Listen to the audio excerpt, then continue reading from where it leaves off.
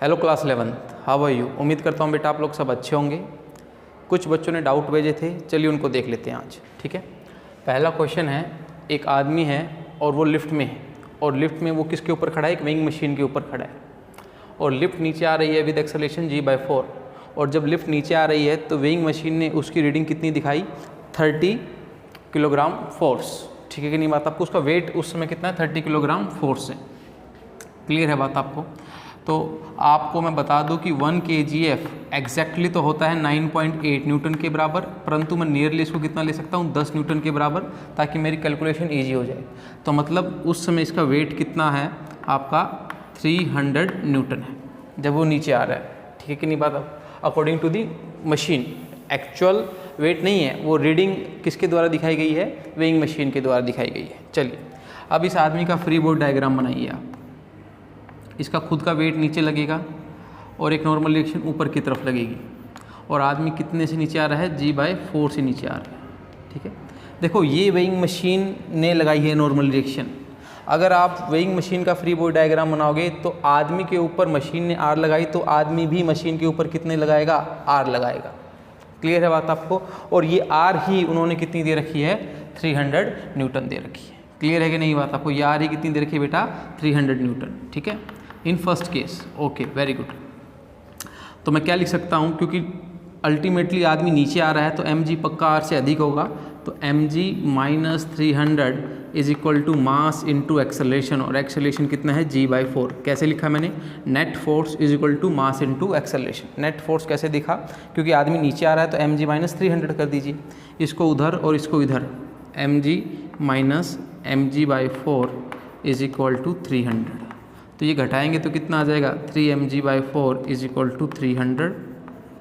इसको काटो आप, ये 100 और इधर लेके जाओगे तो mg कितना है? 400। मतलब एक्चुअल में आदमी का मास कितना है?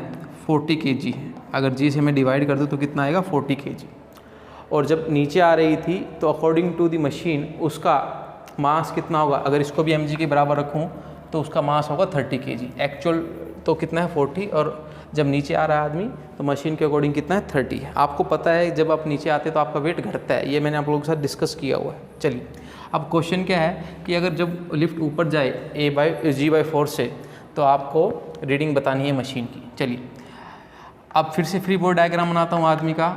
Normal reaction R which is provided by the machine, weight नीचे की तरफ। क्लियर है बात आपको? और अब आदमी ऊपर जा रहा है A is equal to g/4 से। तो अल्टीमेटली मैं लिख सकता हूँ कि नेट फोर्स ऊपर की तरफ लग रहा है, जब भी तो एक्सेलरेशन ऊपर की तरफ है, तो यहाँ से लिखूँगा R minus mg is equal to what बेटा? Mass into acceleration, and which will equal to g/4। इस बार अपने को R निकालना है, क्योंकि ये R ही रीडिंग शो होगी किसकी? आपकी वेइंग मशीन की। ठीक है, इस बार R निकालना है। M रियल M अपने को पता लग गया है, तो आप ये यूज़ कर लेंगे। Minus 400 is equal to 40 into 10/4। ये कट जाएगा, 10 आ जाएगा, 10 इंटू 10 100, और ये 400 इधर आकर कितना आ जाएगा? 500 न्यूटन आ जाएगा। क्लियर है कि नहीं ये बात? आपको समझ आई बात? तो आप इसको ऐसे भी रिप्रेजेंट कर सकते हैं, या फिर लिख सकते हैं 50 kgf। This will be the reading of the weighing machine when man is going upward with acceleration g/4। Clear हुआ? आपको क्या करना है, जो इनिशियल कंडीशन दे रखी है वहाँ से आप उसका एक्चुअल वेट निकाल लें। ठीक है, और जो आपको ये वेट दे रखा है ये और कुछ नहीं है, नॉर्मल रिएक्शन दे रखी है। ठीक है, वहाँ से मास निकाल लें उसका एक्चुअल, और फिर यहाँ पर वेट पुट करेंगे ना, तो जो R आएगा वो सेकंड केस का अपना आंसर हो जाएगा। क्लियर हुई बात आपको? चलिए अच्छा जी, सेकंड क्वेश्चन देखें आप। सेकंड क्वेश्चन में क्या कह रहा है बेटा कि एक ब्लॉक है जिसके ऊपर फोर्स लग रहा है F एट एंगल थीटा। ठीक है, और ब्लॉक और सरफेस के बीच में कोफिशिएंट ऑफ फ्रिक्शन कितना है? म्यू है, और ब्लॉक d डिस्टेंस मूव कर गया विद कॉन्स्टेंट वेलोसिटी। क्लियर है बात आपको? d डिस्टेंस मूव कर गया कांस्टेंट वेलोसिटी। आपको मिनिमम फोर्स बताना है, ये F बताना है कि सॉरी मिनिमम वर्क डन बताना है आपको। Work done by the F, work done by the F बताना है आपको। जो आपने लगाया ना ये F, इसने कितना कार्य किया वो आपको बताना है। ठीक है, पहले तो आप बात समझो। अगर मैं इस F को रिजोल्व करूँ तो ये कंपोनेंट कितना? F cos थीटा, और ये कंपोनेंट कितना? F sin theta. वेट नीचे की तरफ लगेगा और नॉर्मल रिएक्शन ऊपर की तरफ लगेगी, और फ्रिक्शन फोर्स पीछे की तरफ लगेगा, क्योंकि कोफिशिएंट ऑफ फ्रिक्शन दे रखा है। तो क्योंकि इस डायरेक्शन में मूवमेंट तो हो नहीं रही, तो r plus F sine theta must be equal to mg। Clear है बात आपको? तो यहाँ से मैं r निकाल सकता हूँ, कितना आ जाएगा mg minus F sine theta, and friction force कितना होगा बेटा म्यू इंटू r, तो फ्रिक्शन फोर्स आ गया mu mg minus F sine theta. ठीक है कि नहीं बात आपको? This will be your friction force. Very good. अब इसके बाद आगे क्या करेंगे? अब आप देखो वर्क डन आपको बताना है फोर्स के द्वारा, तो work done by the force अगर हम बात करें, work done by the F कितना होगा एफ डी कोस थीटा, जितना फोर्स लगा जिस डायरेक्शन में डिस्प्लेसमेंट हुई इनटू फोर्स और डिस्प्लेसमेंट के बीच में एंगल थीटा। ठीक है कि नहीं बात आपको? तो अपने को ये निकालना है भाई। ठीक है, अच्छा, तो ये आपके पास फ्रिक्शन फोर्स आ गया, और जो कंडीशन ये दे रखे कि वेलोसिटी क्या है बेटा कांस्टेंट। देखो न्यूटन्स का पहला नियम याद करो आप, न्यूटन्स का पहला नियम ये है कि जो कोई बॉडी रेस्ट पर है वो रेस्ट पर रहेगी, और जो कोई बॉडी मूव कर रही है वो मूव करती रहेगी जब तक कि उस पर एक्सटर्नल फोर्स ना लगे। अगर ये बॉडी मूव कर रही है कांस्टेंट वेलोसिटी से, मतलब जितना इसके ऊपर इस तरफ फोर्स लग रहा है उतना ही उसके ऊपर इस तरफ फोर्स लग रहा है। अगर नेट फोर्स जीरो है किसी भी बॉडी के ऊपर तो वो कांस्टेंट वेलोसिटी से मूव कर सकती है। एक एग्जांपल देखो आप कि अगर एक बॉल रखी हुई यहाँ पर, और मैंने इसको एक बार इनिशियली तो उसको फोर्स लगाया, लेकिन जब वो चलने लगी तो मैं उसके ऊपर अब फोर्स नहीं लगा रहा हूँ, और अगर वो फ्रिक्शन लेस सरफेस पे चल रही है तो फ्रिक्शन भी नहीं आएगा, तो अकॉर्डिंग टू द न्यूटन वो हमेशा के लिए फिर चलती रहेगी। क्लियर है बात आपको? तो आप बोल सकते हैं कि since velocity is constant, since velocity constant है तो इसका मतलब है नेट फोर्स कितना है ज़ीरो है। नेट फोर्स जीरो है तो इसका मतलब जितना लेफ्ट हैंड में लग रहा होगा उतना ही राइट हैंड में लग रहा होगा, मतलब फ्रिक्शन फोर्स एग्जैक्टली किसके बराबर होगा एफ कोस थीटा के बराबर होगा, एफ कोस थीटा के बराबर होगा। फ्रिक्शन फोर्स आपने निकाल लिया है mu M G minus mu F sine theta is equal to F cos theta. इसको इधर ले आओ, mu M G is equal to F cos theta plus mu F sine theta. Ultimately मेरी पूरी जैदोजहद क्या हो रही है एफ़ को निकालने की हो रही है। ठीक है, तो म्यू एम जी, और अगर मैं एफ़ को कॉमन लूँ तो बाकी क्या बचेगा इधर की तरफ बचेगा एफ़ कॉमन आ गया तो कोस theta plus mu sine theta. इस बाकी टर्म को आप नीचे ले जाइए तो एफ़ आ जाएगा आपके पास mu M G divided by cos theta plus mu sine theta. समझ रहे हो कि नहीं समझ रहे हो आप बात? आपको एफ आ जाएगा अल्टीमेटली, क्योंकि आप जब ऑब्जेक्टिव क्वेश्चन में देखेंगे आप कौन सा ऐसी टर्म्स में है, मतलब वो एफ में नहीं पूछना चाहता तो एफ को आपको एलिमिनेट करना पड़ेगा। अब आपको वर्क डन निकालना है, एफ को पुट कीजिए ये डी एज इट इज़ और cos theta as it is, तो मैं कह सकता हूँ आपका आंसर कुछ ऐसा आएगा, this will be the work done by the force. समझ आइए नहीं यही बात आपको, this will be the work done by the force. थोड़ा सा स्पेस की प्रॉब्लम है लेकिन आप समझ गए होंगे कि पहले तो आपने ऊपर वाले फोर्स नीचे वाले फोर्स के बराबर किए, क्योंकि इस डायरेक्शन में तो मोशन हो ही नहीं रहा, और वहाँ से फ्रिक्शन को निकाल लिया। फ्रिक्शन को निकालने के बाद आपने देखा कि वेलोसिटी कांस्टेंट है तो नेट फोर्स जीरो होगा, मतलब एफ कोस थीटा फ्रिक्शन के बराबर होगा। वहाँ से आपने एलिमिनेट कर दिया एफ़ को, है ना, और फिर work done by the F बताना था तो एफ डी कोस थीटा, जो एफ निकाला वो पुट कीजिए डी एज इट इज़ और cos theta as it is, you will get your answer. Clear है बात आपको? चलिए कर दो बेटा इसको साफ। नेक्स्ट आपके एसेसन और रीज़न हैं, ठीक है, उनको पढ़ना है और बताना है कि कौन सा ट्रू है कौन सा गलत है। मतलब आपको इसमें 4 कंडीशन दी होती हैं, आपको पता है क्लास 10 से कि दोनों ट्रू हो सकते हैं, ठीक है, और एक दूसरे की करेक्ट एक्सप्लेनेशन हो सकते हैं। एसेसन रीज़न दोनों ट्रू हो सकते हैं परंतु करेक्ट एक्सप्लेनेशन नहीं है। एसेसन गलत है और रीज़न ठीक है, या फिर दोनों ही गलत हो सकते हैं। क्लियर है कि नहीं बात आपको? ऐसा कुछ होता है, आपने इसकी स्टेटमेंट देखनी पड़ेगी, ठीक है।